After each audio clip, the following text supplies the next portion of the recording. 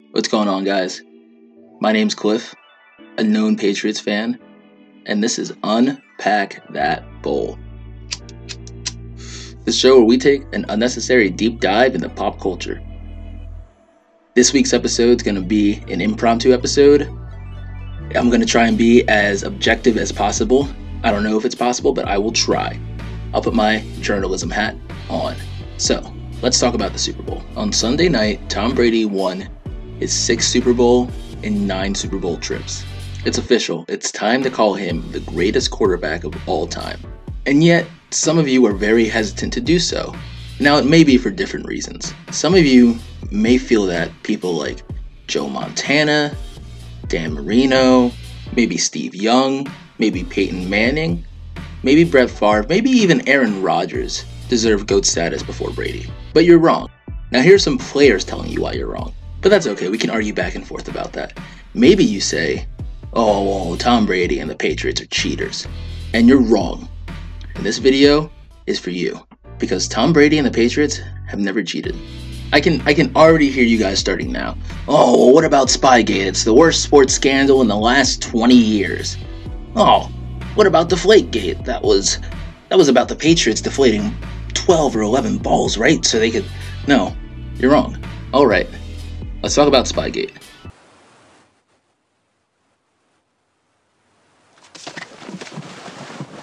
What was Spygate? In the most simplest terms I can give you, Spygate was about location. It's location, location, location. You see, teams used to record defensive play signals of the other team in order to try and de-scramble their signal calling and get an advantage. Lots, but not all teams did this, including the Patriots. So to break down Spygate, we have to look at a Pats-Jets game on September 9th, 2007. And to examine that game, we have to first go back to 2006, where the Anderson memo was released. This memo prohibits videotaping of any type, including but not limited to taping of an opponent's offensive or defensive signals is prohibited on the sidelines, in the coach's booth, in the locker rooms, or any location accessible to club staff members during the game. So what do the Jets do? Well, November 12th, in the 2006 Jets-Pats game, they get caught videotaping the Patriots' defensive signals from both end zones, and the cameraman was booted from the game. The Jets were never punished for this, even though it's entirely identical to the videotaping that the Patriots got a year later, and nothing happens.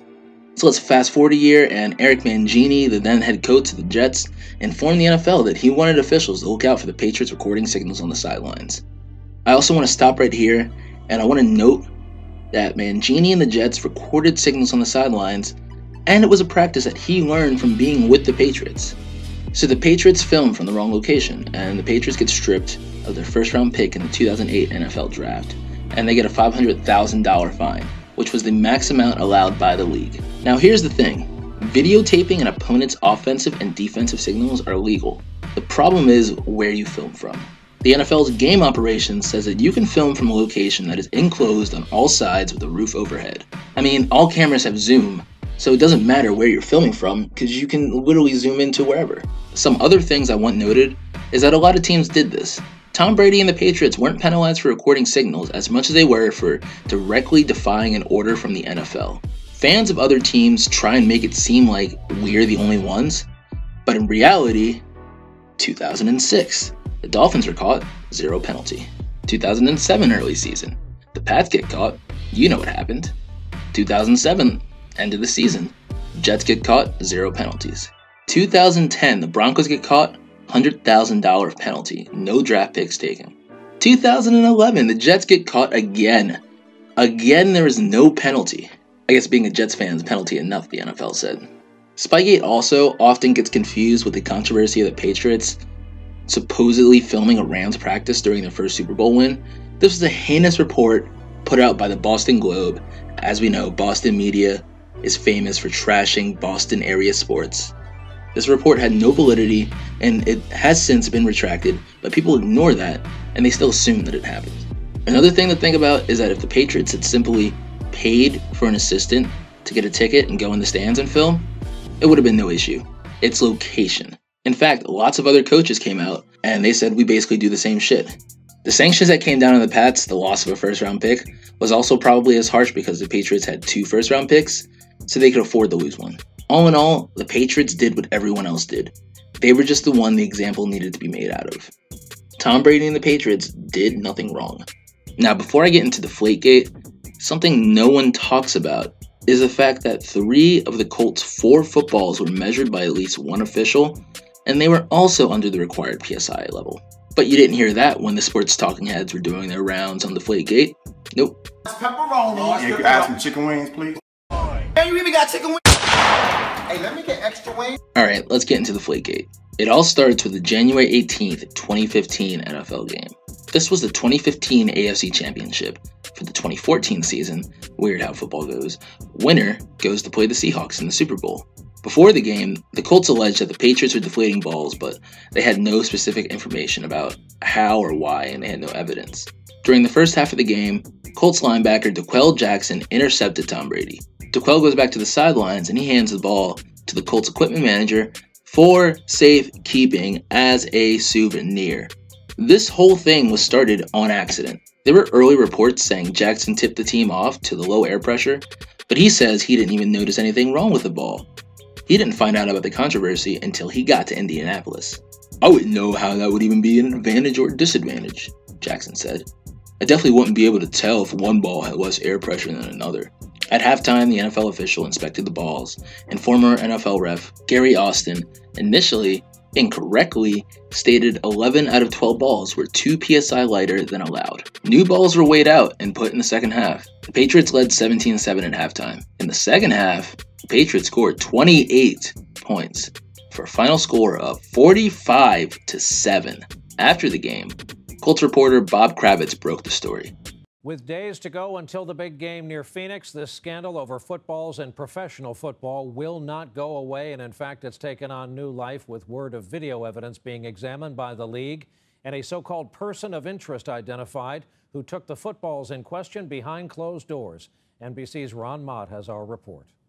The NFL was investigating the Patriots for the tampered balls. Christopher Mortensen reported that the Patriots deflated 11 out of 12 balls to below the 12.5 PSI limit. What? Mortensen would go on to remove this inaccurate report of inaccuracy, but he waited until August 4th. On Super Bowl morning, Ian Rappaport reported that only 1 game ball of the 11 were 2 PSI under the limit, and the rest were either fine or just barely under that limit.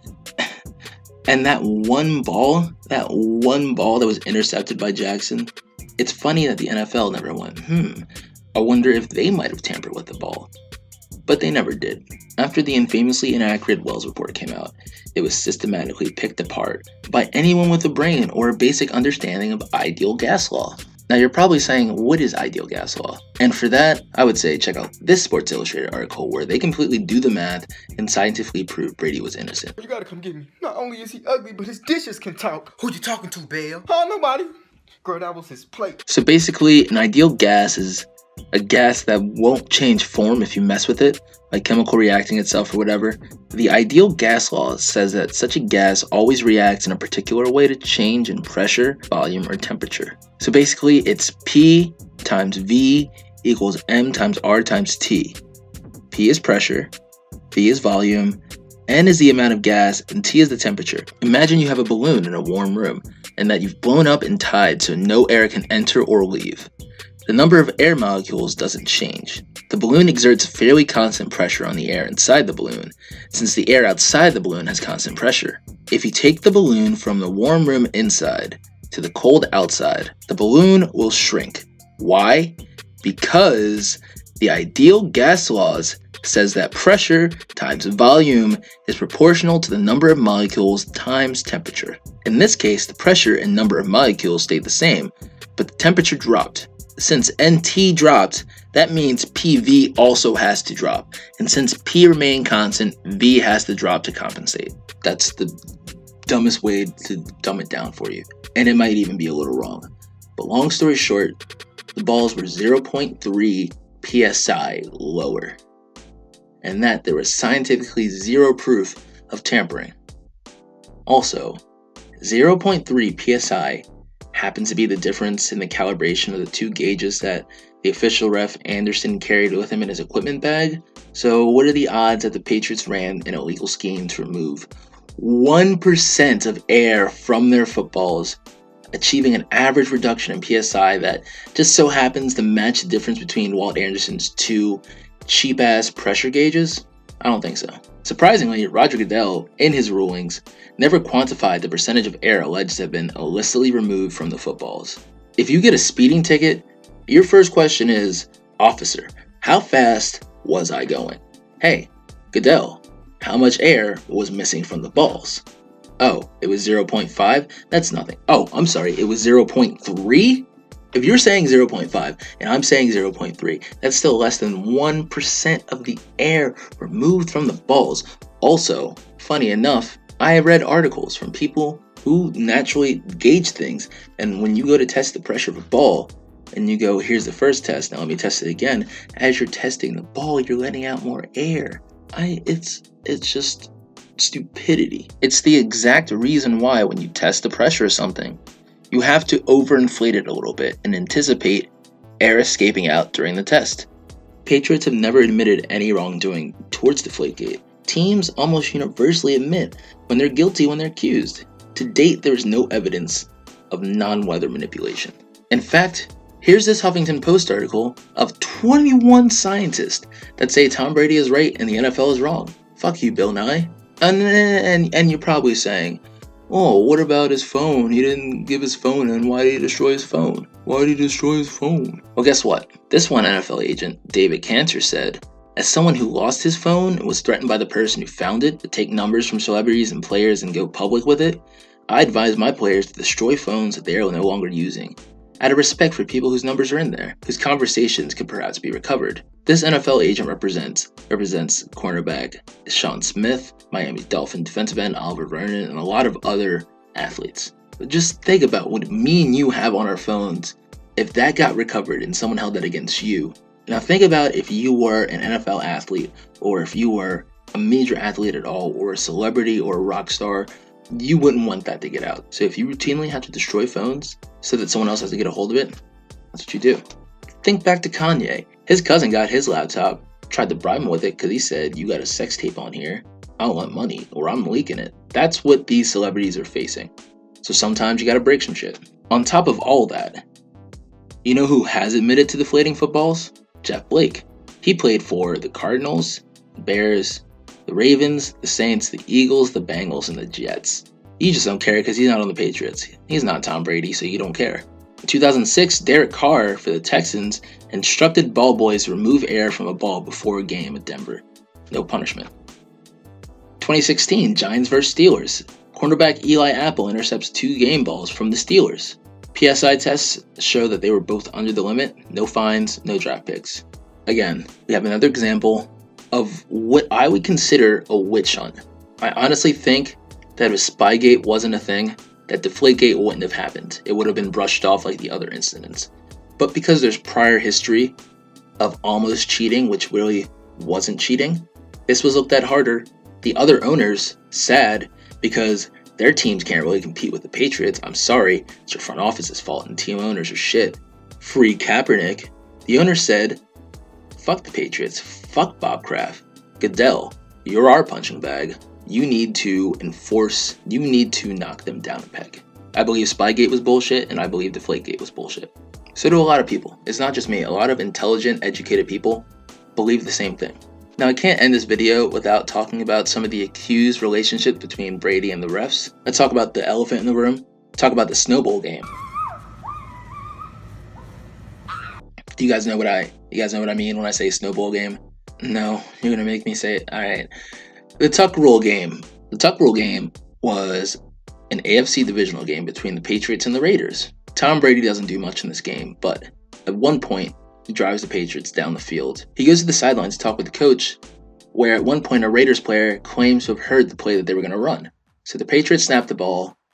Everyone's covered. Charles Woodson comes down on Brady's right. As Brady's throwing the ball, Woodson hits the ball out of his hand. Whistle blows. Play's called a fumble. Brady walks off with his head down. Belichick, meanwhile, has claimed that he knew the whole time what call was going to happen. Refs come back. They reversed the call from a fumble to an incomplete pass because of the tuck rule. Now, what is the tuck rule?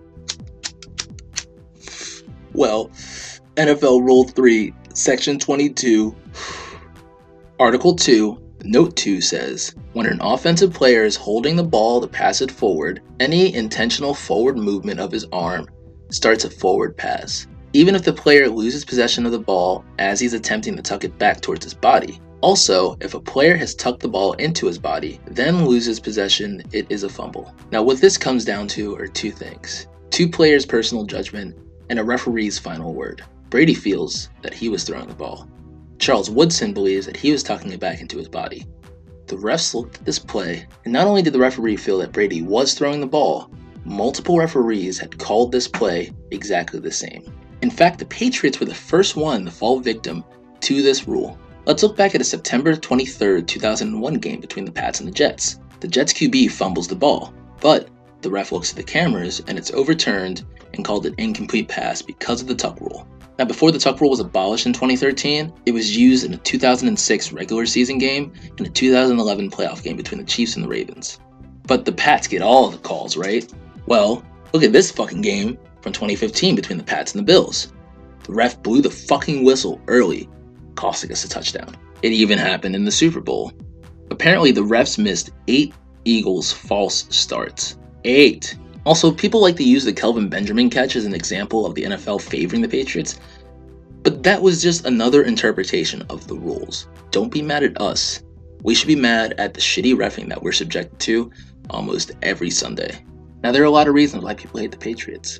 Maybe it's because of the false accusations and the alleged cheating has warped your brain, and now, fortunately, you're convinced that the Patriots are cheaters.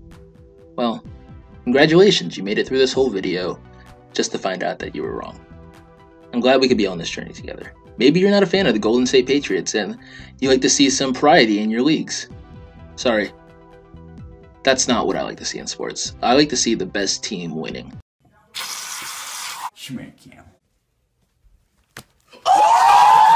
So, you don't want to see the Patriots in the Super Bowl? Beat us. Maybe you don't like Bill Belichick and the way he carries himself and how he handles certain things. But he's the most winningest coach in the sport, so I think his judgment is probably best.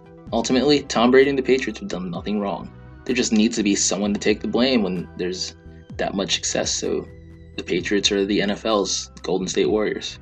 When people point to lack of penalties in a game like the AFC Championship against the Jags, that doesn't mean that the team is cheating. That means that the team is disciplined, and they don't commit silly false starts, especially not 8 of them. It's funny how it's never your own team, right? Like, what about Soundgate with the Falcons pumping in fake sound into the stadium? And I'm sorry, Saints bros, but what about Bountygate? If you lose to the Patriots, don't blame us. Don't blame cheating. Blame your sorry quarterback. Blame Dak Prescott. Blame Blake Bortles. Blame Case Keenum. Blame Jared Goff. And get better. Ultimately, Tom Brady has 6 Super Bowl rings. Whether you like it or not, whether you care to face it or not, Tom Brady is the GOAT. If you've made it this far, thank you. Thanks for listening, guys. As always, I'm Cliff, and this has been Unpack That Bowl.